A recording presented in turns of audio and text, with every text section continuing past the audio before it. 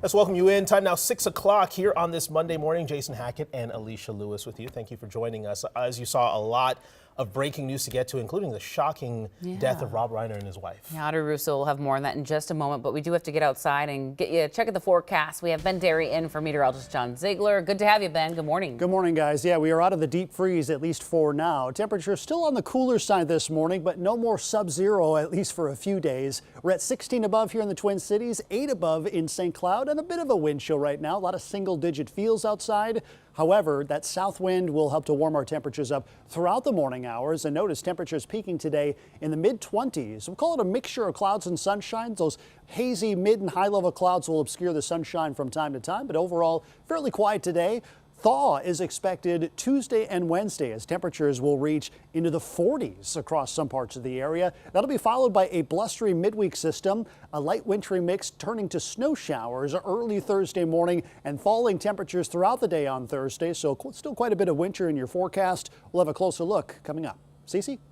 Good morning. Hope your Monday's off to a great start. Checking a couple of things. One, this vehicle off the road in New Brighton, 694 eastbound. This is right on the exit ramp to 35W north. A tow truck is getting the vehicle out of the grassy area there. But again, this is a reminder that even though the roads are great, crews did a great job clearing off the roads, those ramps, overpasses, bridges can still be slick. So watch out for that this morning. Was also tracking a crash that was on the right shoulder here in White Bear Lake. Good morning to folks there. 694 eastbound near McKnight Road. Looks like within the past couple of minutes that cleared. So your commute toward Highway 120, Century Avenue and North St. Paul should be just fine this morning. Those are the only two things I was tracking. Everything else looks really good out there this morning. I'll have more on some construction projects still happening and other looks at the road when I see you next. All right, Cece, thank you. Let's get back to our breaking coverage now. In Los Angeles, police are investigating the death of director and actor Rob Reiner and his wife. That's according to NBC News. Now, police won't confirm who died, but will say the two people found in Reiner's home last night were killed. Audrey Russo's at the live desk this morning, tracking the latest this morning. What can you tell us, Audrey?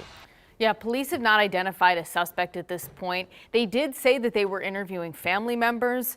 All this as tributes to the legendary director and actor are pouring in. Take a look at this. The Screen Actors Guild posted this tribute just after midnight. And California's Governor Gavin Newsom released this statement, calling Reiner a passionate advocate for children and civil rights. Reiner is best known for directing hit films like When Harry Met Sally and The Princess Bride. Now, it's according to an NBC News source. This was a source that was close to the family. They were the ones who confirmed that Reiner and his wife, Michelle, were the ones who were found dead from stab wounds. They were found around 3:30 local time in their home. Now take a look at this. This is aerial footage of the investigation over the couple's home in Los Angeles. The LAPD says more information will be released by the LA County Coroner's Office and that police will provide an update to the case at some point this morning. Now, Reiner had recently released Spinal Tap 2, a sequel to his first movie from 4 decades ago. The couple leaves behind 3 children. Back to you. Just an awful story. All right, Audrey, thanks so much. We're also following breaking news out of Providence, Rhode Island this morning with a massive manhunt underway there. In just the last few hours, police released the man who was a person of interest in a deadly mass shooting at Brown University. The state's attorney general said evidence is now pointing in a different direction. I think what is really unfortunate that this person's name was leaked to the public. It's hard to put that back in the bottle. Now, this is security video showing a person believed to be the shooter. You can see they're wearing dark clothing, but there's no clear image of their face. The shooting happened Saturday at an engineering and physics building on campus, killing 2 students and injuring 9 others. And while there's no immediate threat to Brown University at this time, all remaining undergraduate and graduate exams and projects for the fall semester have been canceled. University leaders say they're focusing on providing care and support for the community. Also breaking this morning out of Australia, the Prime Minister proposing tougher national gun laws after Sunday's mass shooting in Sydney. Matt Connellan brings us the latest from outside of St. Vincent's Hospital. Sydneysiders and indeed Australians woke up this morning in a state of shock and despair at the awful events that unfolded on Bondi Beach last night. 15 people shot dead, 2 shooters taking to a Hanukkah celebration. One of those shooters was himself killed by police at the scene. So 15 victims of this shooting so far. There are 27 patients right now in hospital. 6 of those are critically ill, 6 of those are critical but stable. 2 police officers who raced into the line of fire were also badly injured. They are both in a critical condition as well. The ages of the victims range from 10 to 87. As for the shooters, they were a father and a son. The father, as I said, was shot dead at the scene, a 50-year-old, his son, 24 years of age.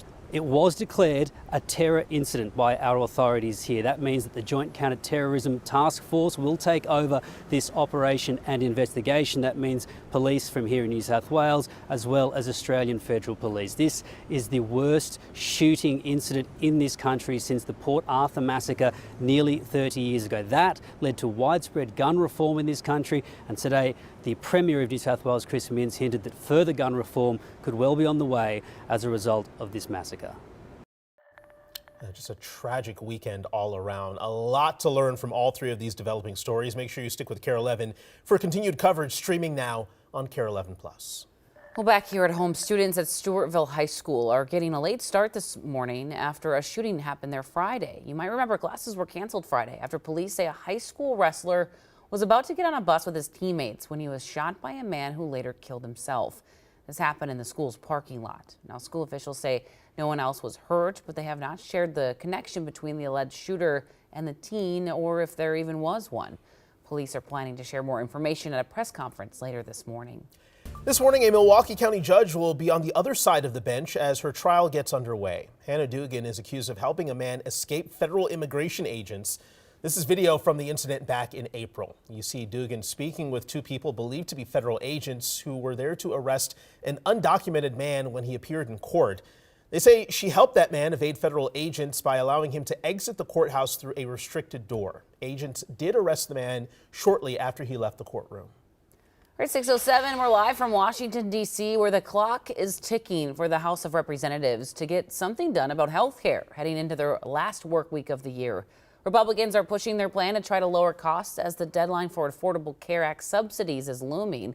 If they don't get something passed this week, many Americans could see their premium payments more than double at the start of the year.